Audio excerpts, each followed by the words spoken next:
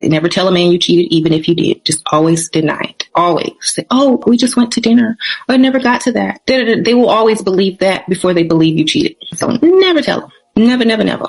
I was in college at the time. I was in my room chilling, watching movies and shit. She came crying. So I'm like, why are you crying? She's like, I did something bad. I'm like, just talk about it. Calm down. What'd you do? You remember Marcus? Yeah, that you says pretty much can walk on water like Jesus Christ. Yes, I remember him. He was over at my house. I'm like, okay. He had took a shower. I'm like, okay. He's walking around in boxes with a boner. I'm like, okay. Yeah, he got in the bed with me and we were just, just sitting around not doing nothing. Then I saw him. He was kind of cute. I hopped on straddle. I started biting his neck and sucking on it. I'm so sorry. I'm like, I would have. Because once I know you're willing to violate me on a certain level, I'm done. I believe in zombies. It's a lot of people walking around, but they dead to me. Okay. That part. The amount of women who love to come online and publicly embarrass not just themselves, but also their significant others, but in this case, their spouses. We need a case study as to the reason why many women today carry and conduct themselves the way that they do. It's quite shameful. Help me understand. But let's get into this clip from tonight's conversation. Y'all, A boyfriend. I'm not sure if my husband still loves me, but I know my boyfriend do.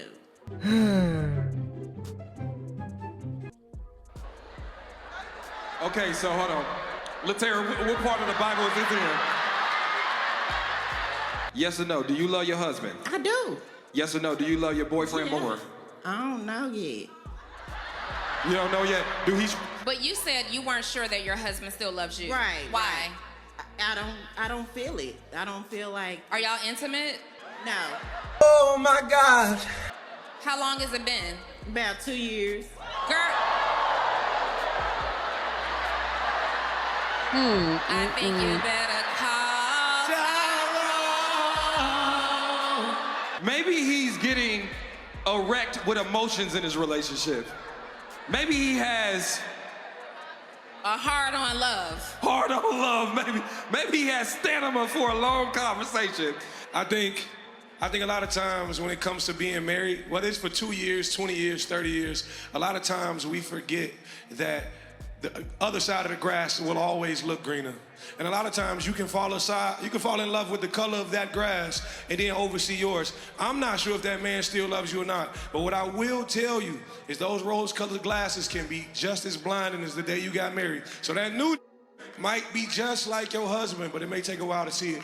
Honestly though, before we go further, the issue is that she married. Yeah. Hey, that's what I'm saying. She's out of pocket. God damn, God. that part. Ain't nobody finna be philosophical about that shit. You out here cheating on your goddamn husband and talking about what you supposed to do. Either take your home or get a goddamn divorce.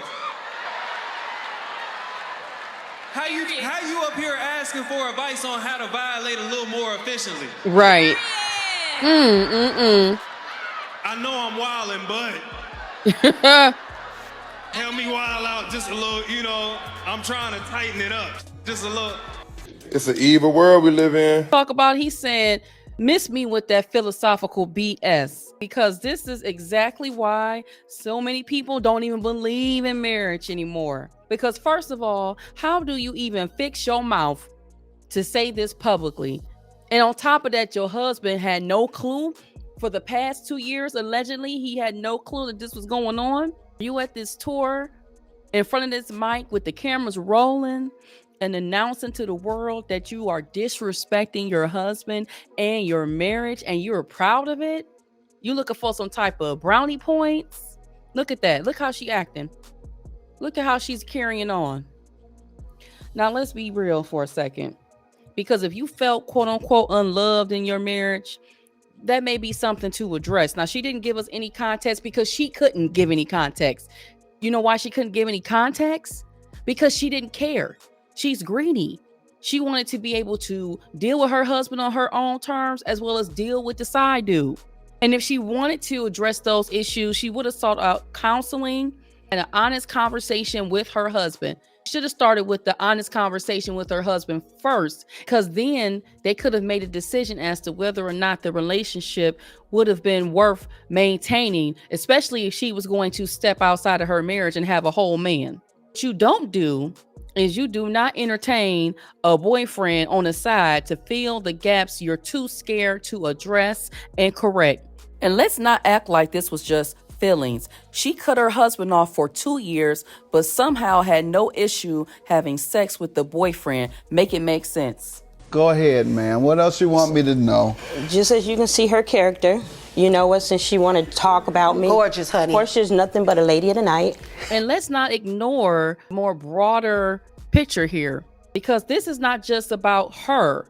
It's about how we have normalized selfishness, disloyalty, and emotional recklessness under the cute guise of self-love, my truth. Meanwhile, husbands, wives, the children, they are all collateral damage in all of this. You are not isolating your own experience as if no one else will be impacted by your choices and decisions as a married person. Marriage is work. If you are married long enough, you are going to have some type of experience, and you and your husband are going to have to figure things out. Problem solve, conflict resolution. Something is going to come up. That's just how it is in the nature of all relationships. But when it's your union between you and your spouse, your husband or your wife, you guys are going to have to stand 10 toes down and figure it out, and not try to run to, a side dude or a side chick, address the issues going on in your marriage and in your home, because it's not. And there's no constant high on marriage. There's going to be some ebbs and flows. It's about choosing to love and respect each other, even when the feelings aren't easy. If you can't do that, then just be honest. Keep it real. Do not go in front of the altar, the justice of the peace, making vows that you have no intention on keeping. And if somewhere along the line you think, you know what, I can't do this, have enough integrity to leave before you drag another person into the mix. Because if you're sure your boyfriend loves you, but you can't tell if your husband ever did, maybe the problem isn't just your husband. Maybe the real problem is you as the wife. Let me know what you think down in the comments about this. Are we witnessing the death of loyalty in real time when it comes to marriage and relationships? Or is this just another case of emotional immaturity that a lot of women try to glamorize, and they think that it's cute and that it's funny? And unfortunately, there are a lot of women that will co-sign on this behavior. Are carrying on this way, cheating on your husband with a man on the side, and then you think that that boyfriend is going to take you seriously. That's really delusional in and of itself. Please like the video, share, and subscribe. Comment down below. To the next video. Peace, y'all. God damn it! You can't make this shit up! You see, a married woman who is having a sexual affairs or an extramarital affairs with a single guy out there, or with the husband of another woman, or with the guy who had abandoned his own family somewhere, is a disgrace to herself, to her family, and to womanhood. All in the name of fighting for equal right, that since a man can cheat, a woman can cheat better. Hello, you are only wasting yourself. Listen, a man who knows that you are married and is still sleeping with you has no good plans, has no good intentions for you. His plans are to use you, waste you, and thump you, and disgrace you at the end. It can never end well. You don't fight for equal rights. If men are doing it, must you do it as a woman? A married woman? You are a shame even to your children. You are a shame to this present generation. You are a shame to another generation to come. It's better you stop it now and go back to God. Ask for forgiveness.